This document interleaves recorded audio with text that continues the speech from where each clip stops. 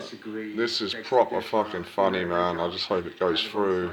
Yeah, we argue. Here we go. So Hope it goes through. If you don't, then, you know, there's complacency. If you didn't argue about certain things, it means that you really didn't care. He's a lovely old chap, Nico. You know, every now and again he does have a run in. There was one particular evening where his roadie was on his knees in a square in San Sebastian with a half brick, going, "Kill me now."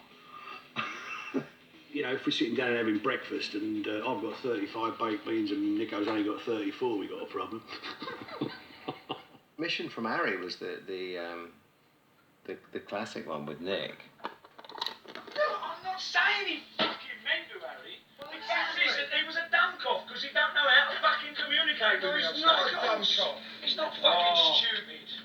Well, he fucking certainly did a good job out there this afternoon, didn't he? Oh, God, yeah, that was unbelievable. I remember it. I mean, it was so well. It was Allentown, Pennsylvania. During the show, Steve's bass gear broke down. So Steve grabbed hold of the nearest guy, who was one of the lighting riggers, guy that puts the lights up, and said, "Can you go and get Nick's attention and just tell him the bass gear's broken down?" Because he used to do a drum solo on that too, you know. And, you know, so I was like, can you just, you know, like, do the solo a bit longer? So I'm giving it all the big one, you know. And I get this prod on the back halfway through this real dynamic bit of my drum solo, and I've gone, "Wah!" And this guy goes, and I can't just stop and talk to him, and I couldn't have a clue what he was saying. So I'm off. Of course, I can't hear what's going on. And, anyway, I'm off giving a hand.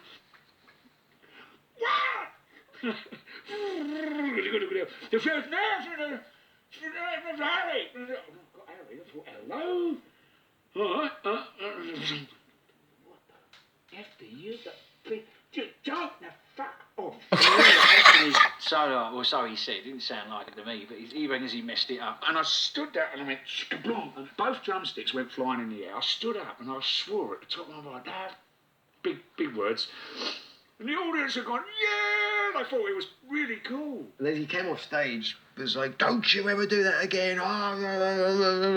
And Steve walking past. And I said, well, it ain't his fault, you know. It's like, I'm trying to get a message to it, like, you know, because I've got a problem, blah, blah, blah. And He said, "You need to apologise to him." I said, "I'm not apologising to him. But no chance." I said, "Hell freeze over before that'll happen." I said, "I ain't none of that." Like,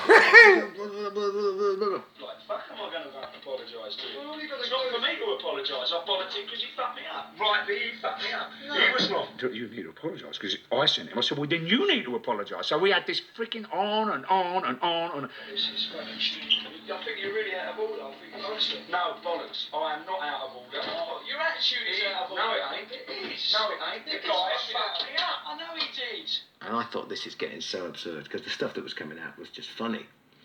So I got my little Walkman, put a tape and switched it on, snuck in there.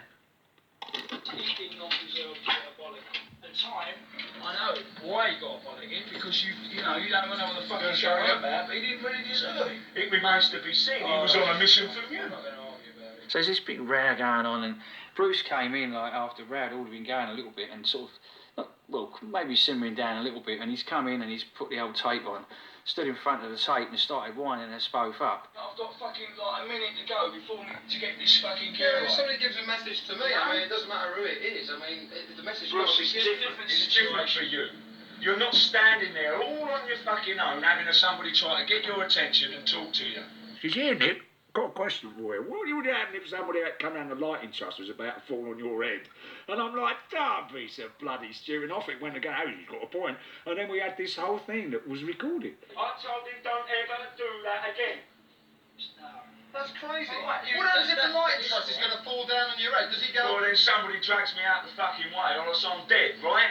And Nick, bless him, you know, saw the funny side of it. In fact, we all saw the funny side of it, because Steve found the tape recorder at the end. So the whole argument finished, where he goes, "Here," he goes, "Some cunt's recording this."